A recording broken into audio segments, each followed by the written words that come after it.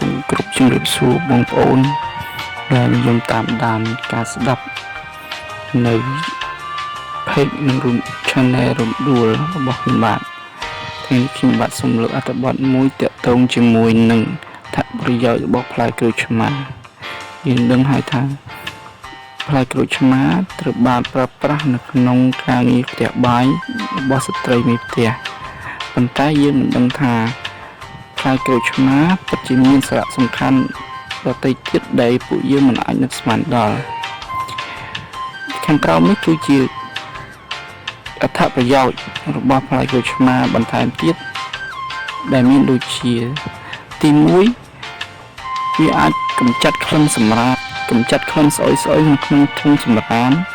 ដោយការពុះផ្លែក្រូចឆ្មាជា4ចំណិតហើយបោះចូលទៅក្នុងធុងសម្រាមដោយដាក់ជាមួយនឹងទឹកសូដា1ស្លាបព្រាកាហ្វេដើម្បីកុំឲ្យមានក្លិនសម្រាមស្អុយពេញក្នុងផ្ទះ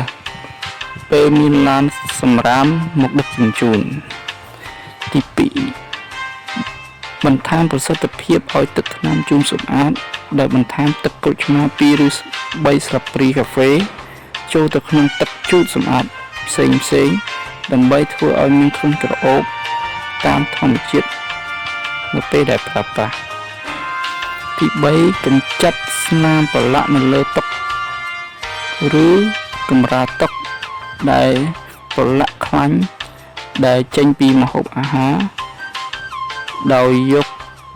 ចំណិតផ្លែក្រូចឆ្មាមកដោះនៅលើស្នាមប្រឡាក់នោះរួចយកទៅហាលថ្ងៃ2ឬ3ម៉ោងបន្ទាប់ពីនោះសូមយកមកបោកគក់តាមប្រក្រតីទី4ការពារសាច់ផ្លែប៉ោមក្តៅពណ៌ដោយយកចំណិតផ្លែប៉ោមដែលចិត្តហើយទៅដាក់ត្រាំទៅក្នុងទឹកស្អាតដែលមានលាយទឹកក្រូចឆ្មាដើម្បីបង្អាក់មិនឲ្យសាច់ផ្លែប៉ោមដូរពណ៌ទៅជាពណ៌ស្ករទី5សម្អាតជ្រុញហាន់ហូបអាហារកម្ចាត់ស្នាមនិងក្លិននៅលើជ្រុញដោយការដោះសម្អាតនឹងចំណិតក្រូចឆ្មាឲ្យសព្វលើជ្រុញបន្ទាប់មកលាងឲ្យស្អាតនិងយកទៅដាក់ហាលថ្ងៃឲ្យស្ងួតទី6ដេញស្រមោចនិងសត្វល្អិតដោយបន្តក់ទឹកក្រូចឆ្មាដើម្បីស្ទាក់ផ្លូវដើររបស់វងស្រមោចមិនថានៅលើកម្រាលឥដ្ឋឬស្នាមប្រឡាក់បែកផ្សេងនោះទេ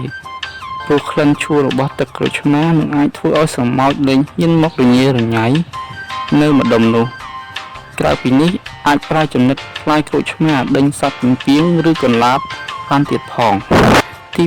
7ធ្វើឲ្យកែវនិងកញ្ចក់ភ្លឺថ្លាដោយបន្តក់ទឹកក្រូចឆ្មាទៅក្នុងសាប៊ូលាងចានដើម្បីលាងកែវឲ្យភ្លឺស្អាតថ្លាដូចទើបតែទិញថ្មីឬលាយជាមួយទឹកដើម្បីជូតកញ្ចក់ឲ្យស្អាតភ្លឺឆ្លុះក៏បានដែរទី8ធ្វើឲ្យឧបករណ៍ផ្ទះបាយដែលធ្វើពីដែកអ៊ីណុកឡើងភ្លឺចាំងរលោងកម្ចាត់ស្នាមដំណក់ទឹកដែលតោងជាប់ស្អិតនៅលើឧបករណ៍ដែលធ្វើពីដែកអ៊ីណុកដោយយកចំណិតផ្លែក្រូចឆ្មាបុកដោះលើឧបករណ៍ទាំងនោះតែម្ដង